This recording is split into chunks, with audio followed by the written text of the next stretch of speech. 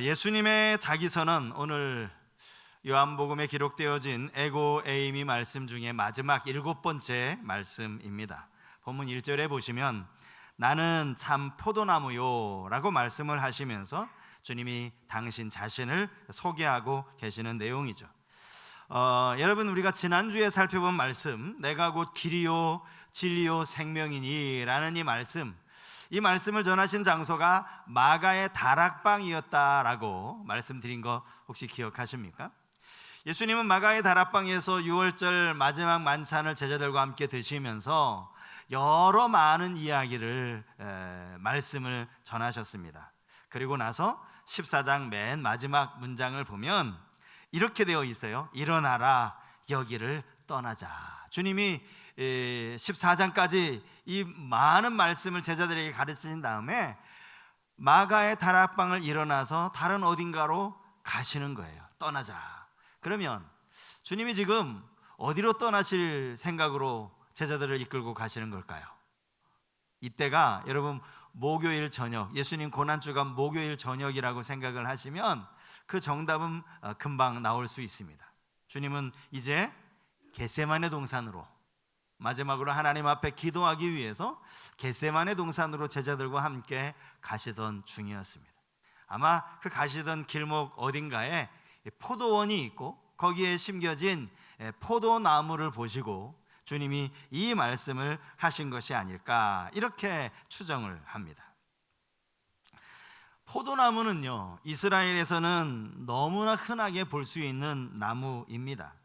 우리나라도 이제 포도나무를 포도 농사를 짓는 분들이 많이 계신데 주로 8, 9월 가장 더울 때 이제 포도 열매를 따지 않습니까? 이스라엘은 그 나라 자체가 기후가 지중해성 기후라고 해서 고온 건조한 기후가 아주 대표적인 기후입니다. 그러다 보니 이 포도 열매, 포도 농사가 많은 이스라엘 백성들이 주로 짓는 그런 농사였던 것이죠. 포도나무는 이스라엘을 상징하는 그런 나무이기도 합니다. 그만큼 성경에는 이 포도나무 이야기가 많이 나오는데요, 제가 말씀을 준비하면서 이 포도나무가 성경에 언제 가장 먼저 나왔을까 찾아보니까요, 창세기에 나오더라고요. 포도나무 이야기가.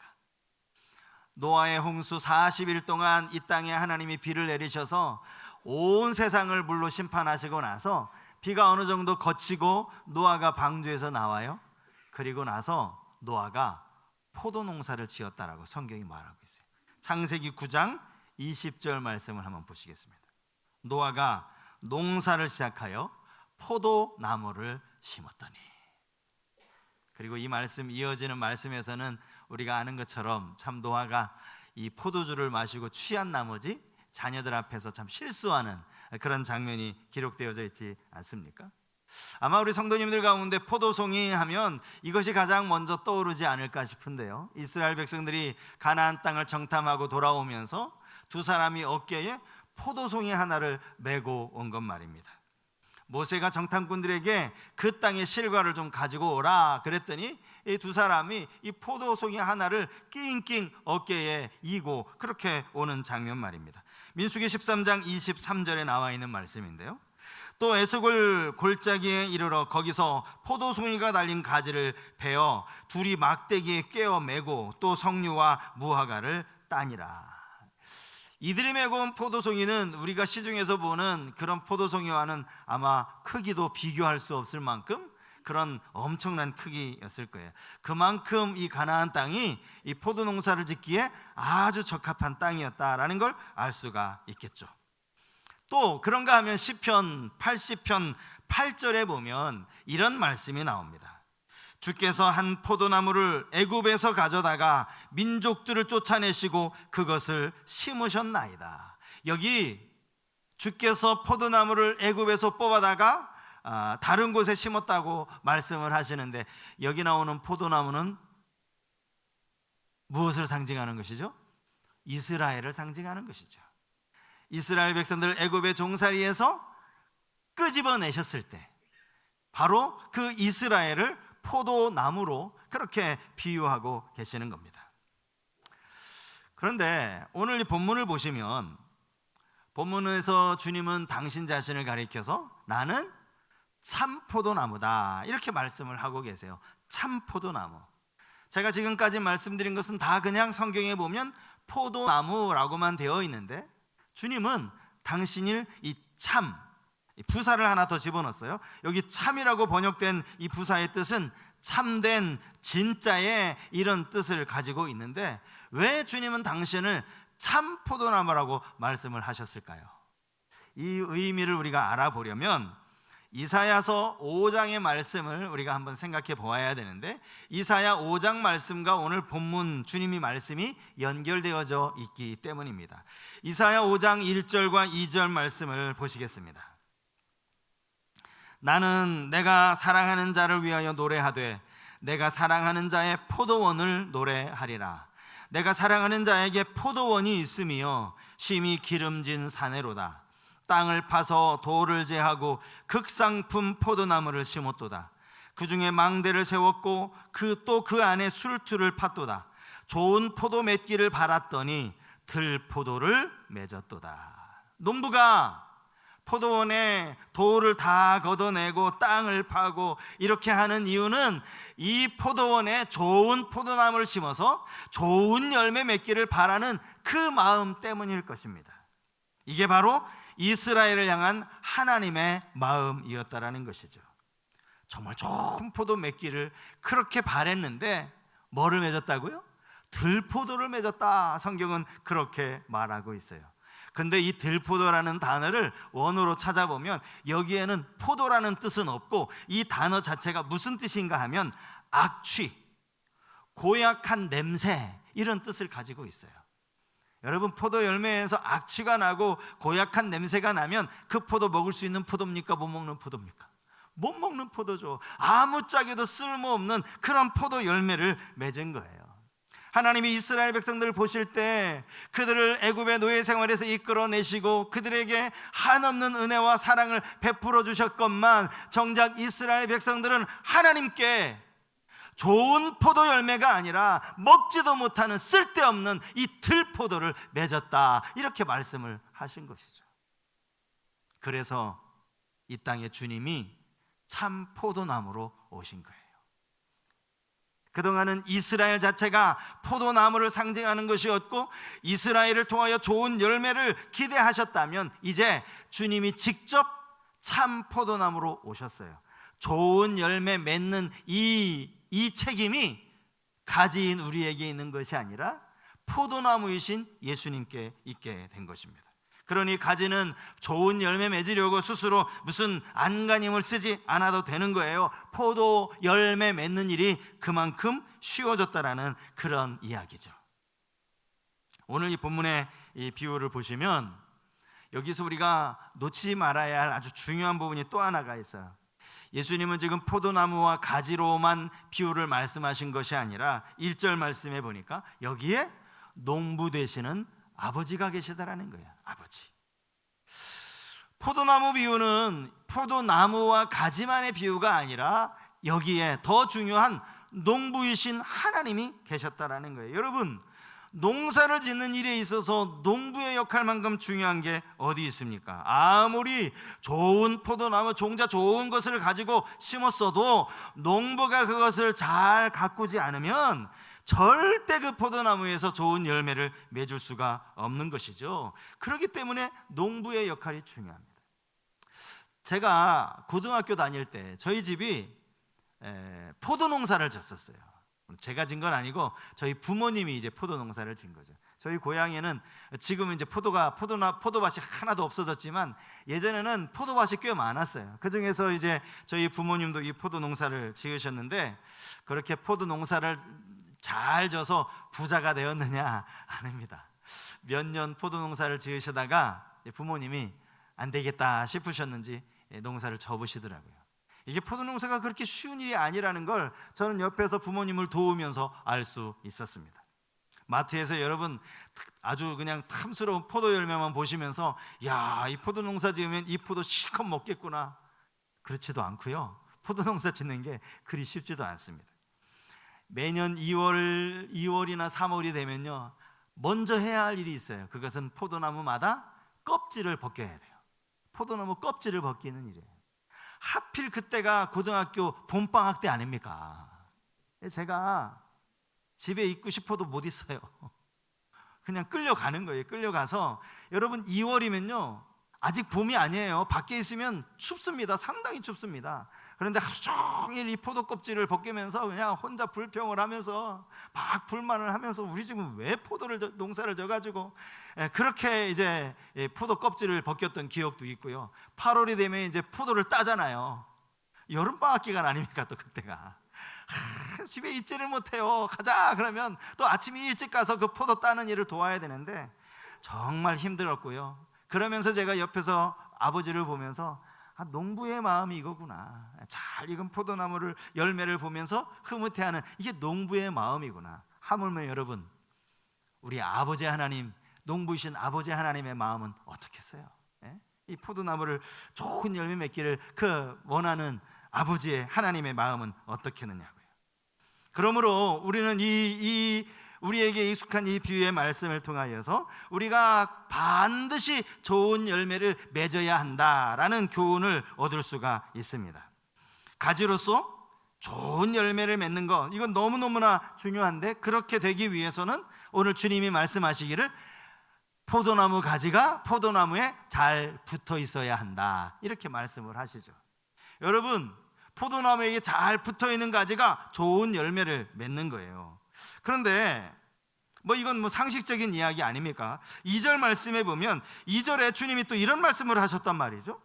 내게 붙어 있음에도 불구하고 열매를 맺지 아니하는 가지.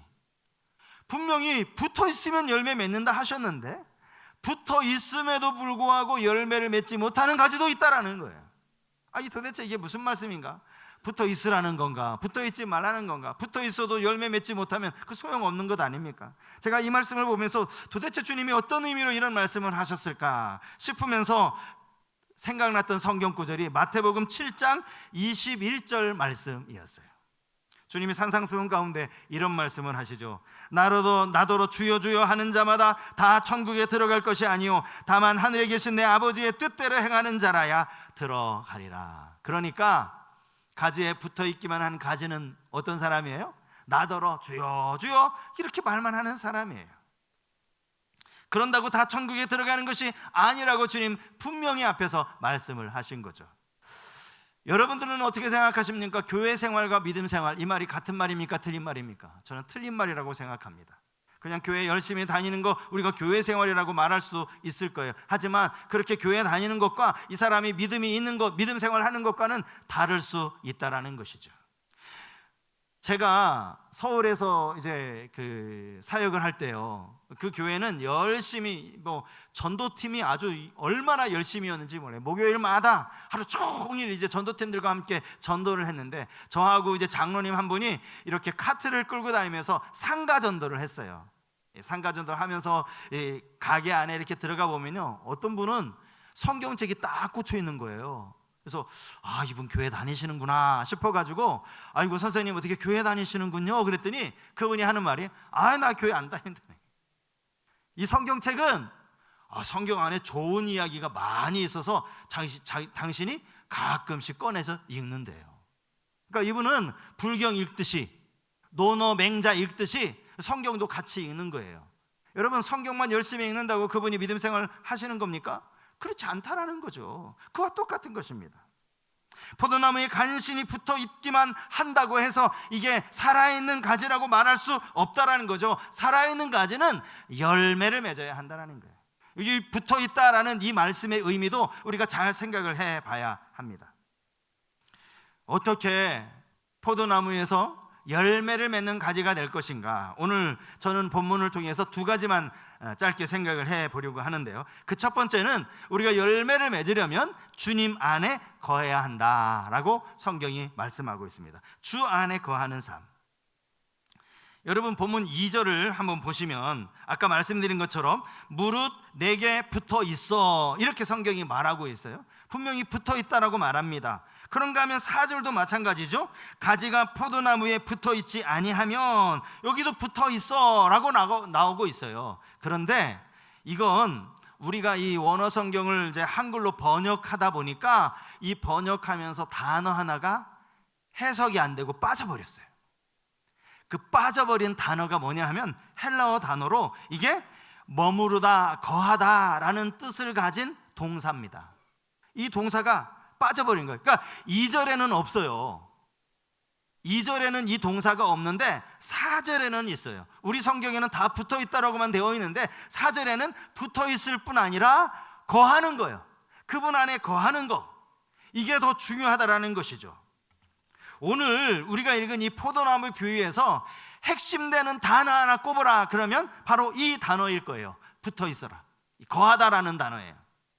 헬라어로는 이게 메노라고 하는 발음이 이렇게 되어 있는데요, 이 동사가 제가 중요하기 때문에 여러분 원어를 한번 말씀을 드리는 거예요. 메노, 이 동사가 오늘 읽은 4절부터 10절까지 말씀에서 총 10번 사용이 됩니다.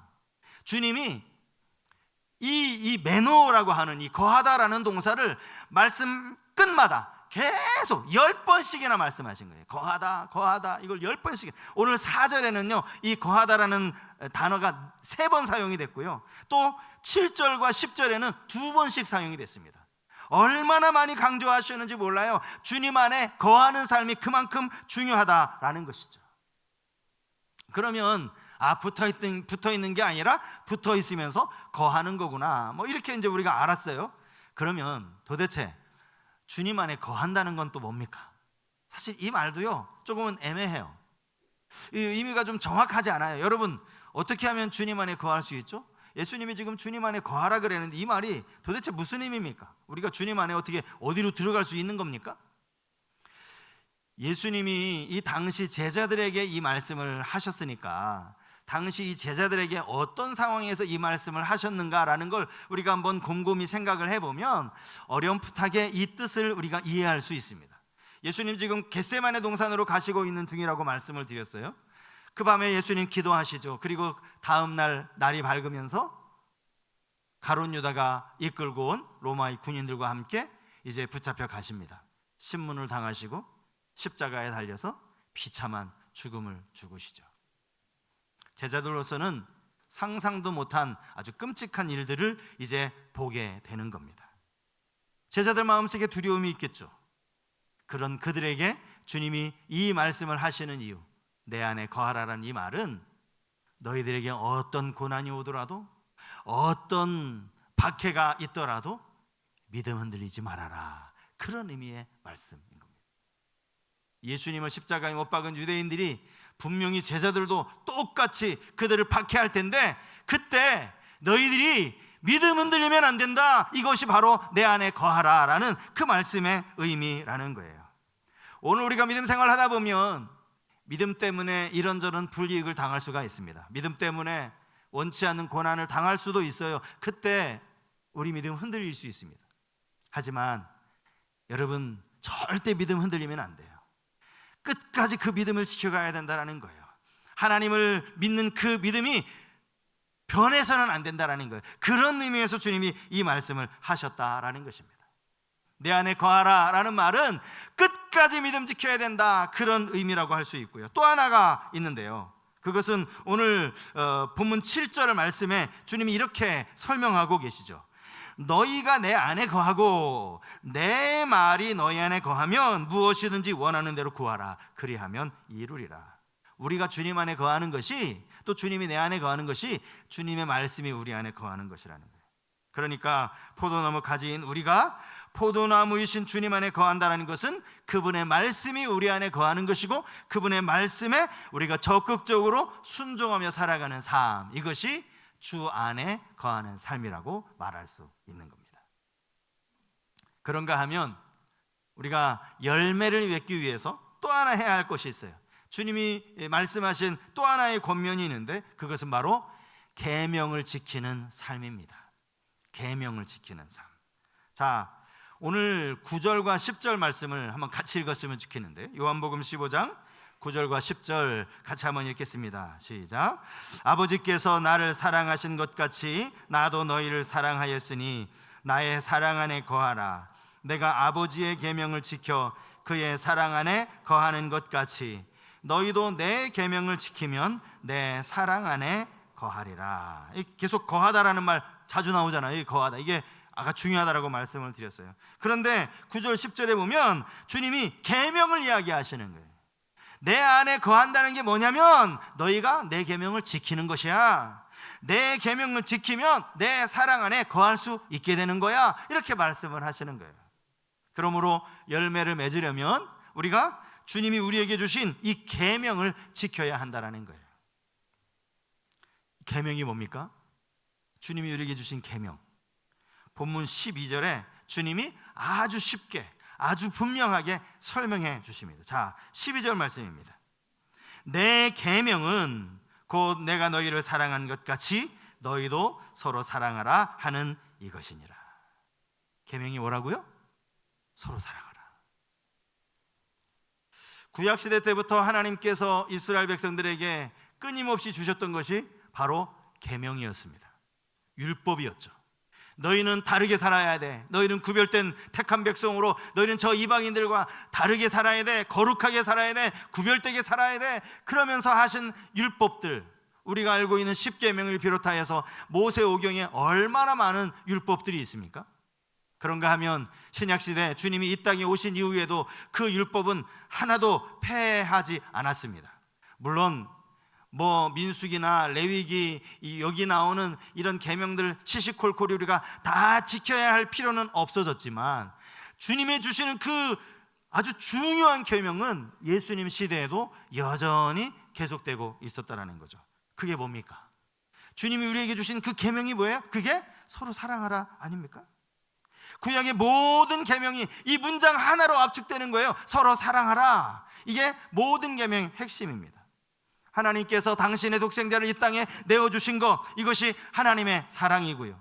주님이 이 땅에 오셔서 공생의 기간 동안 많은 사역을 하신 것도 다 주님의 사랑에서부터 시작된 사역 아닙니까? 십자가에서 아무 죄도 없으신 그분이 당신의 몸을 들여 돌아가신 것, 우리를 향한 사랑 때문이었다는 것이죠. 그러므로 우리도 서로 사랑할 때 바로 우리에게 열매가 맺혀질 수 있다, 이렇게 말씀을 하시는 거예요. 자, 결론은 간단합니다. 예수님의 7번째 자기선은 나는 포도나무요 라는 이 말씀을 통해서 주님이 우리에게 말씀하시는 결론, 그것은 포도나무 가지에 잘 붙어 있으려면 너희가 내 안에 믿음 흔들리지 말아야 하고 이 계명, 서로 사랑하라는 이 계명을 너희가 지켜야 한다. 오늘 말씀의 결론이 이것입니다. 여러분, 서로 사랑하는 것, 이것은 2025년도 우리 교회가 세운 표이기도 합니다. 1월 첫 주간 저희가 신년 특별 새벽 기도회를 마쳤습니다. 은혜 가운데 잘 마쳤고요. 또 이 특세를 준비하고 또 이제 다음 주면 설 명절이 되다 보니까 저희가 1월 초부터 시작해야 되는데 좀 못하고 좀 연기한 게 있어요. 그게 뭔가 하면요, 우리가 서로 사랑하는 것을 좀 구체적으로 우리 성도님들께 주보에 싣고 또 안내해서 이 실천사항을 삶 가운데 실천하도록 하는 거예요. 사실 가만히 생각해 보면요, 우리가 서로 사랑하라는 이런 설교를 강단에서 한 번도 못 들어서 서로 사랑하지 않았던 것도 아니고, 또 이 사랑하라는 걸 너무나 잘 알고 있으면서도 어떤 면에서는 좀 막연해서 도대체 어떻게 사랑하라는 거야, 이게 좀 막연해서 우리가 사랑하고 싶지만 구체적으로 어떻게 해야 할지를 몰라서 정말 사랑이 우리의 삶 가운데 실천하기가 어려웠다면 이제 이 사랑을 실천할 수 있도록, 여러분 삶에서 실천할 수 있도록 몇 가지 실천 사항을 제가 말씀을 드리겠다는 거예요. 이걸 이제 분기별로 나눠서요, 큰 주제 아래 이제 매 분기 때마다 3달씩 우리가 이것들을 한번 실천해 보려고 합니다. 이게 사실은 저와 우리 교육자들이 생각한 거다 보니까 이게 완벽할 수는 없어요. 혹시라도 여러분들도 우리 정말 사랑을 실천하기 위해서 이런 방법으로 우리가 좀 사랑을 실천했으면 좋겠다 하시는 것들이 있으면 여러분들도 보내주십시오. 문자로, 카톡으로 보내주시면 그것을 또 우리 성도님들께 광고해서 우리 모두가 구체적으로 좀 사랑을 실천할 수 있도록 그렇게 할 생각입니다. 올 한 해 동안 서로 사랑이 그냥 단순한 구호가 되지 않기를 바라요. 그런 의미에서 어떻게 구체적으로 사랑할까, 이것들을 이제 2월부터 우리가 한번 시작을 해 보려고 합니다. 바라기는 정말 이런 어떤 우리가 구체적인 실천을 통하여서 주 안에서 서로 사랑함으로 우리의 삶에 아름다운 열매들이 맺혀질 수 있기를 간절히 소원합니다. 마지막으로 오늘 본문에 보면 주님이 이 참포도나무 비유를 들려주시면서 이 말씀을 하시는 목적을 말씀하고 계시는데, 그게 요한복음 15장 11절에 나옵니다. 자, 요한복음 15장 11절 말씀을 우리 한번 다 같이 읽었으면 좋겠는데요. 요한복음 15장 11절 같이 한번 읽겠습니다. 내가 이것을 너희에게 이름은 내 기쁨이 너희 안에 있어 너희 기쁨을 충만하게 하려 함이라. 이것을 너희에게 이름은, 주님이 이 포도나무 비유를 계속 쭉 말씀하시는 중이에요. 내가 이 비유를 너희에게 이르는 목적, 그것은 이것을 통해서 내 기쁨이 너희 안에 충만하게 되기를 원합니다. 이렇게 말씀을 하고 계세요. 그러니까 우리가 서로 사랑하면, 사랑은 막 주는 거고 내 거를 주는 거고 자기를 희생해야 되는 거고, 그런데 그러고 나면 우리 안에 주님 주시는 기쁨이 충만하게 될 것이라는 사실이죠. 올 한 해 여러분, 주님 주신 기쁨으로 충만케 되는 2025년도가 되시기를 축복합니다. 이 기쁨이 어디에서 충만해지는 거예요? 오늘 이 말씀처럼 우리가 열매 맺는 가지가 되는 거예요. 서로 사랑하는 가지가 될 때 우리 안에 주님 주시는 이 기쁨, 충만한 기쁨을 누리며 사시는 우리 성수교의 모든 성도님들 다 되시기를 주님 이름으로 축복합니다.